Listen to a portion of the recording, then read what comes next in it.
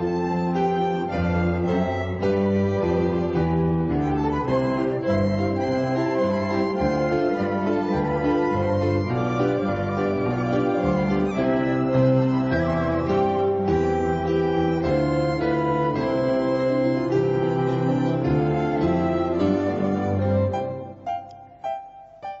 saludo a cuantas personas me escucháis a través de Radio Anglicana. Esto es Historia de la Reforma, siguiendo al personaje Juan de Valdés, hoy continuando con el cardenal Reginald Pole. El título propuesto para hoy es La unión a la reina hasta el final, capítulo número 19. Bueno, el Papa Julio III no era su antecesor y sus tiempos y decisiones no eran lo mismo. Le envió el cardenal al nuevo pontífice resúmenes de los escritos enviados al emperador y al rey de Francia, Enrique II que vive de 1519 a 1559, le va enviando misivas de todas las cosas desde 1547. Y en las cartas ambos le permitían el paso por su territorio y expedían un salvoconducto, pero no había más conclusiones ni encargos, y el Papa siempre todo lo terminaba diciendo: bueno, espere sucesivas órdenes que ya le serán enviadas. Todo se retrasaba. María Tudor estaba ansiosa de tener seguridades romanas cerca, pero su corte no tenía nada claro que volviese a acercarse el país a Roma después de todo lo que había pasado con su familia. El emperador tenía otros planes. Quería casar a su hijo Felipe II con María I y, como rey consorte en la corte de Londres, proceder a la recuperación de Inglaterra para Roma, como mérito castellano más que un mérito del cardenal Pole. Así que Carlos V frenó la llegada de Pole a Londres hasta después de la boda de Felipe II. Para enturbiar más todo, los enemigos de María I, sugirieron que Pole vendría a Londres y se casaría con la reina, y esto provocó gran enfado en la diplomacia hispana y frenó mucho el retorno de Reginald a su tierra.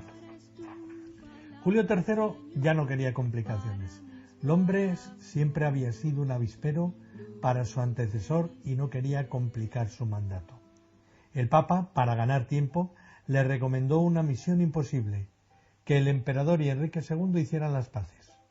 El emperador por España y Enrique II por Francia. Tenemos que recordar que el rey francés y su hermano habían sido rehenes en Castilla en las guerras de su padre Francisco I con el emperador, y por tanto se les había dado aquí en Hispania por los castellanos un trato que había sido pavoroso, pero pavoroso. Castellano, cuando se pone a pisar el cuello a un francés, es muy malo. Bueno, muy poco cristiano era esto también lo que hacíamos con los hijos del rey de Francia.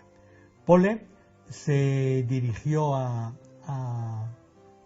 Bruselas para ver al emperador, pero este maniobró antes y le desvió a su secretario, don Juan de Mendoza, que diplomáticamente le dejó sin cometidos, diciendo que el emperador ya informaría al Papa sobre cómo veía la situación inglesa e indicándolo no hacer nada hasta que Roma le expresase alguna orden. La situación se hizo muy compleja. María Tudor no podía desmontar toda la estructura que la Reforma había tejido ya. Una cuestión era capital.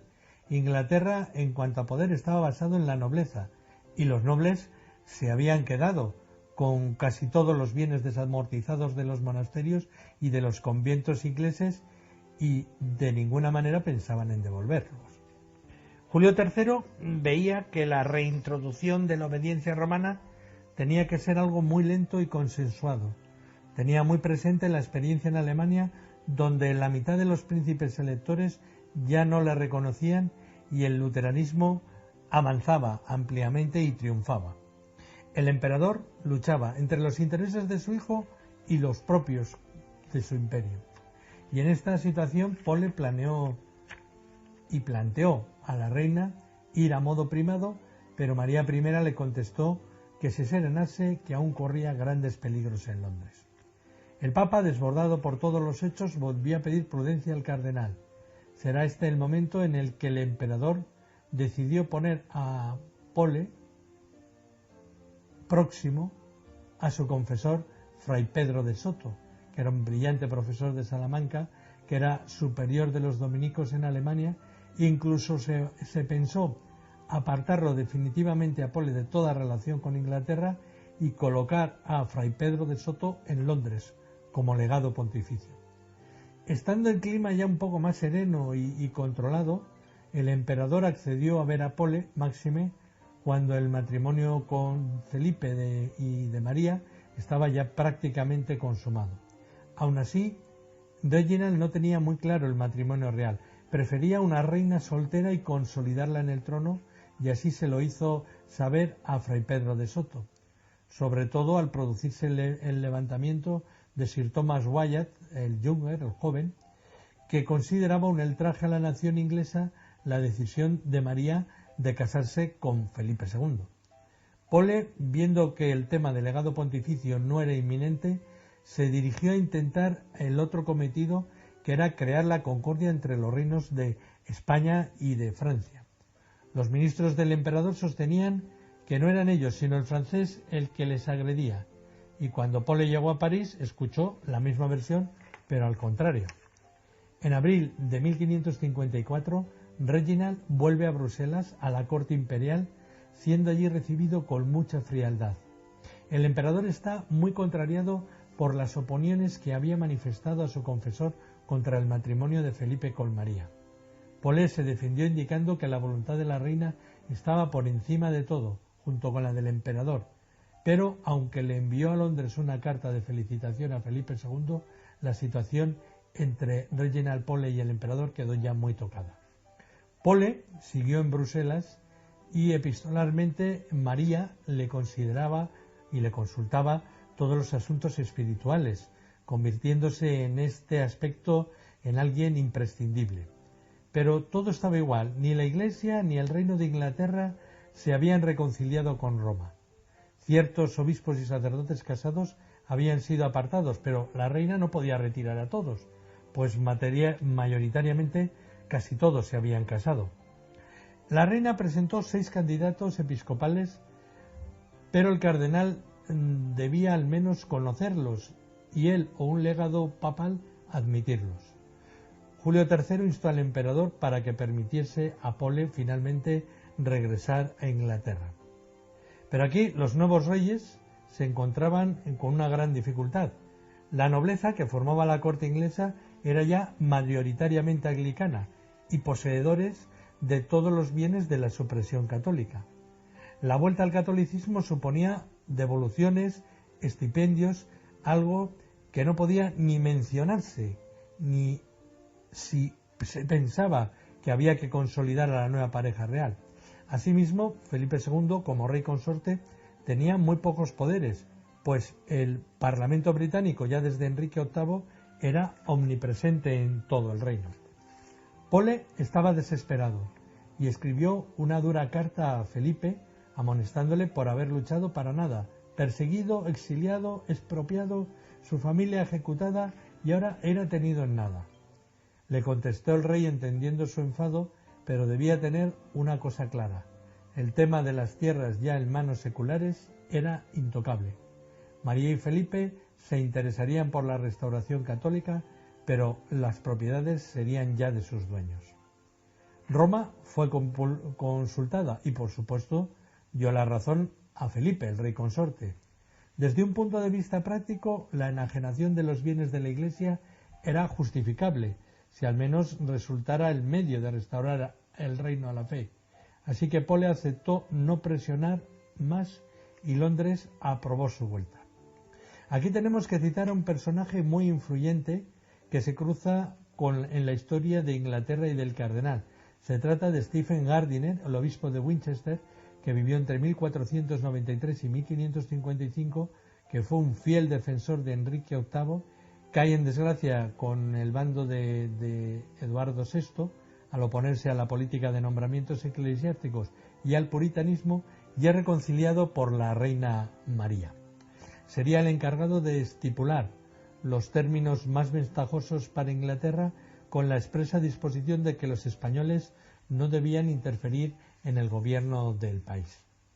El regreso de Reginald a Londres, Gardiner fue el que, tras el saludo del cardenal a los reyes, lo traslade al Palacio Episcopal de Lambeth. Gardiner sería quien abriese el primer parlamento de María Tudor y de cerrarlo al no aceptar los lores las reformas propuestas por la reina y volverlo a abrir por segunda vez cuando se calmó un poco la realidad religiosa y política de Londres. También estuvo detrás de las 250 ejecuciones del gobierno de María I, que le dieron el triste título de sanguinaria. El Gardiner falleció en el año 1555. Ya veis cómo avanza la historia de la Reforma, cruzándose con la historia de Inglaterra, cruzándose con reyes hispanos, cruzándose con cardenales que habían unido a la reina, su final que veremos pronto llegó. Esto es Historia de la Reforma. Yo soy Juan Carlos González y un día más encantado de haberos podido relatar este espacio, siempre con el agradecimiento a nuestro director Noel por su confianza para desarrollar este tema que espero sea del interés de todos.